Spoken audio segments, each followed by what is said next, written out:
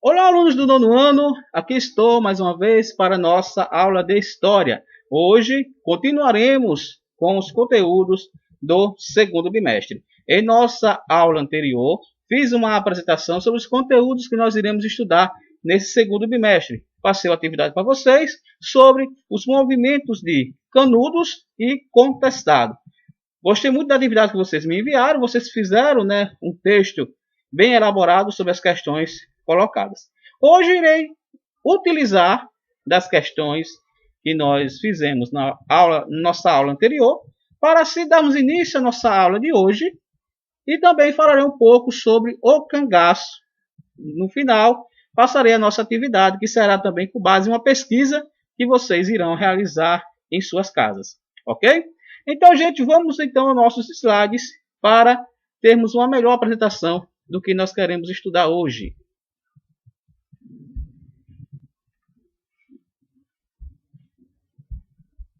Então, alunos, nós estamos estudando o capítulo 2 da nossa aula. Antes, porém, temos que fazer uma conclusão sobre esses movimentos, esses conflitos que ocorreram no campo, que foi a famosa Guerra de Canudos e do Contestado. Iremos hoje fazer a continuação e a conclusão da aula 1, os conflitos no campo, a Guerra de Canudos e do Contestados. E também nessa aula quero trabalhar com vocês sobre o cangaço, que também foi um dos movimentos que ocorreu na região Nordeste, aí também no período da Primeira República, ok? Vamos então seguir. Então, pessoal, a nossa primeira atividade, foi a atividade passada, dia 19, nós fizemos essa questão, com uma questão única. Faça um texto comparando os movimentos de Canudos e do Contestado. Indique o local, a época de cada movimento, as motivações, os líderes, os grupos envolvidos e o desfecho de cada um deles. Vocês utilizaram essas páginas para fazer essa atividade. Eu quero começar comentando a atividade passada por qual motivo.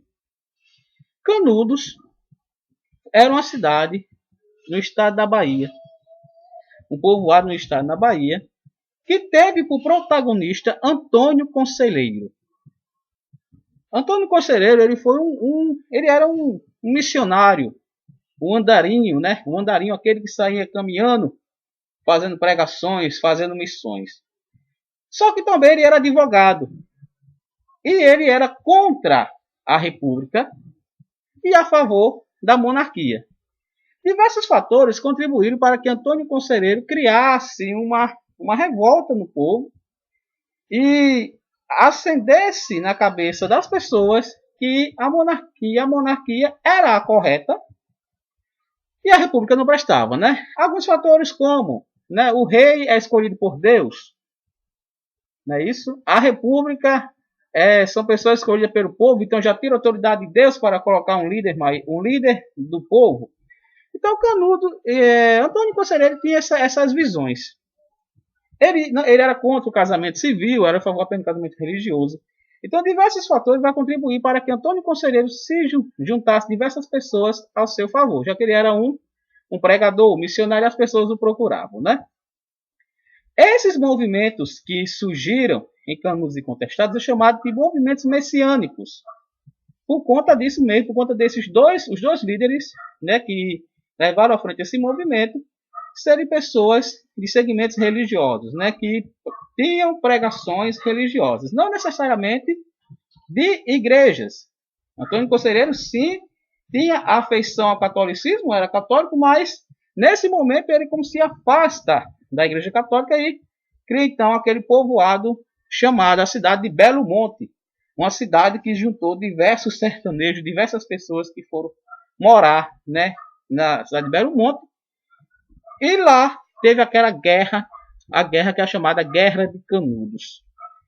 O Brasil, o governo federal, mandou até Canudos diversos soldados armados fortemente contra Canudos, e Canudos, muitas das batalhas, ganhou.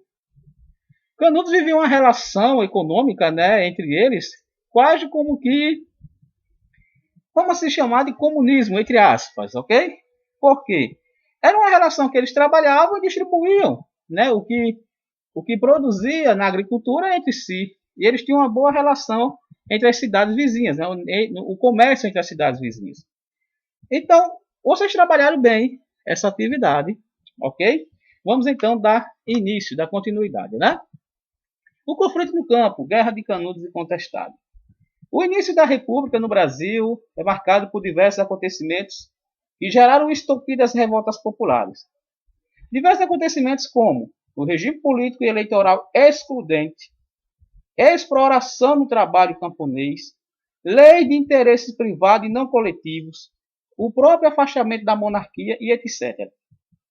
Tudo isso fez com que grupos sociais se formassem e exigissem melhores condições de vida.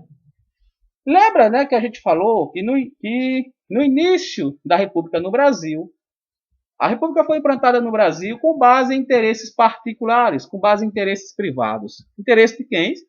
Dos grandes cafeicultores, dos grandes fazendeiros do país, a elite cafeicultora. Então, o povo não era visto. Esses movimentos que surgiram, principalmente Contestado e em Canudos, liderado por Antônio Conselheiro e por José Maria, são movimentos que vão despertar na República que existem pessoas além dos grupos de elite. Existem aqueles pobres, existem aqueles camponeses que vivem nas periferias do país. Então, esses movimentos vão despertar na República um novo olhar. Só que esses movimentos vão gerar, muitas vezes, né, um certo interesse, muitas vezes até de separação das cidades que eles lutavam, né, contra a República, contra o Brasil. Por quê? Os movimentos, né, queriam melhores condições. E a República, começando, como coloquei para vocês, com base em interesses particulares, só via os interesses da elite dominante. A classe subalterna, a classe pequena, os pobres não tinham direito alguns. Então, esses movimentos, né, que são Canudos, liderado por Antônio Conselheiro, e Contestado, liderado por José Maria, tiveram toda uma importância nesse tempo, porque são símbolos de lutas sociais a favor das minorias, ok? As minorias que até então, vamos lá, as minorias que eram maioria, viu? Não é que aqui as minorias nesse contexto não são minorias de quantidade, mas minorias porque eles não eram vistos, então eles eram tratados como minoria, mas só que são a maioria. O povo é a maioria, o povo nunca é a minoria, então o povo era a maioria, certo? Então esses movimentos vão despertar na República um olhar, vai despertar não, vai chamar a atenção para que seja despertado, para ter um olhar voltado para as classes pequenas que estavam emergindo também. Vamos continuar.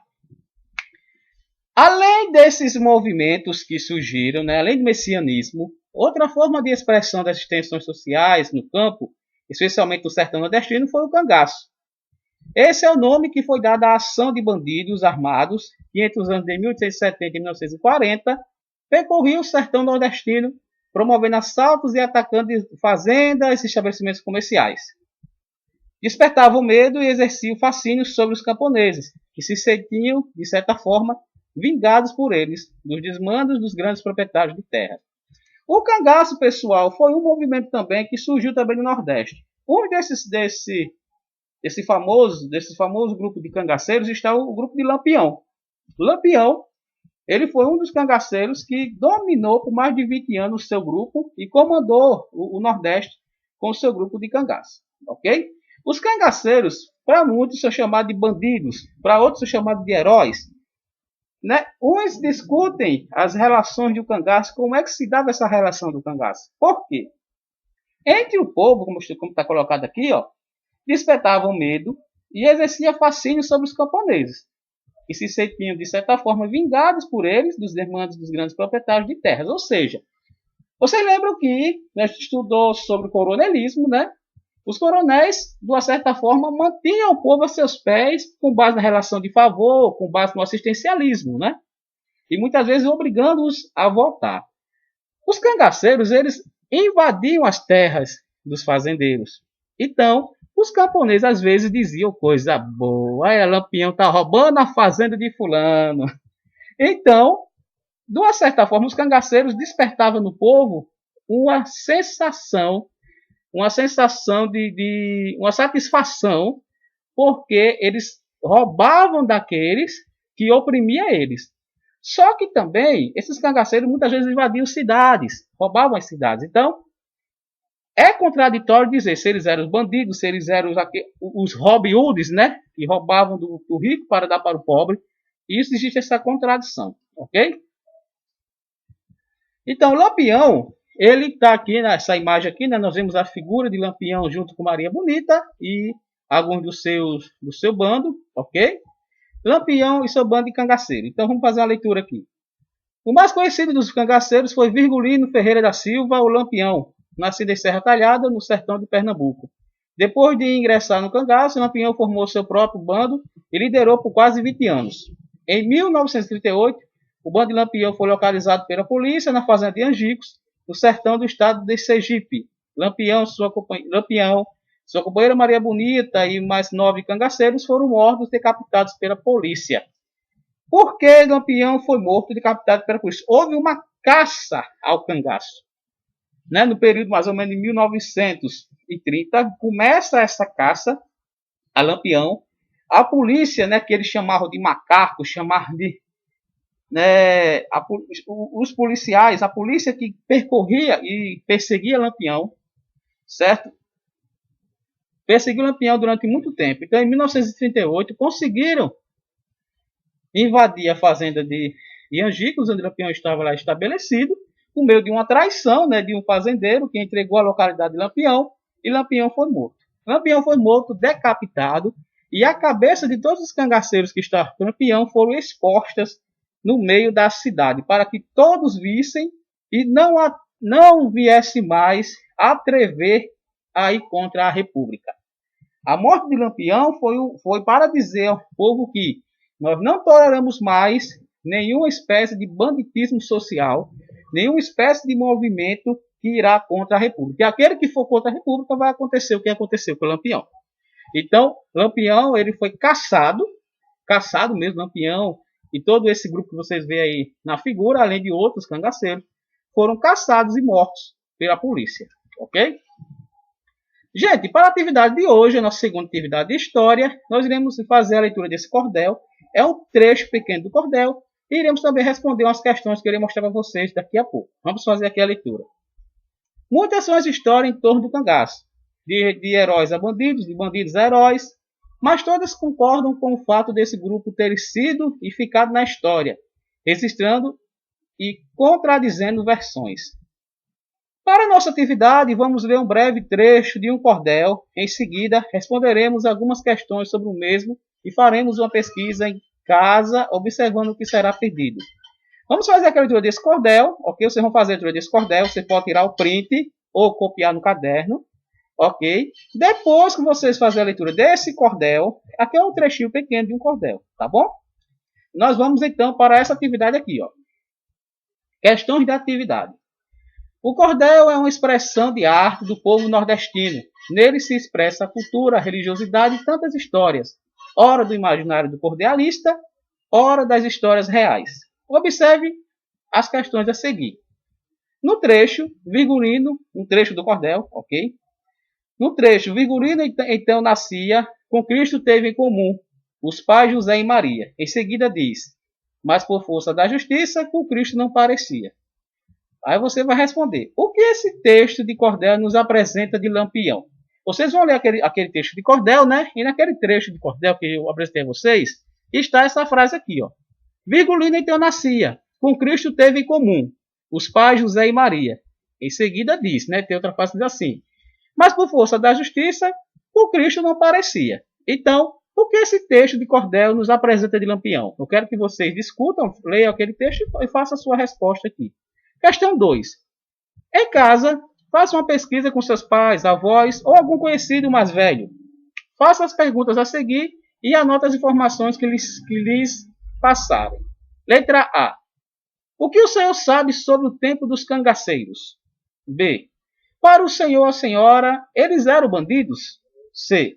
O senhor ou a senhora conhece alguma história de cangaceiros? Peça para que conte um pouco da história e anote. Então, a questão 1 será com base no cordelzinho que nós vimos, né, certo? Anterior, esse cordelzinho aqui, vocês vão ler e responder a questão 1. E a questão 2 será com base em uma pesquisa que vocês irão fazer em casa, tá certo?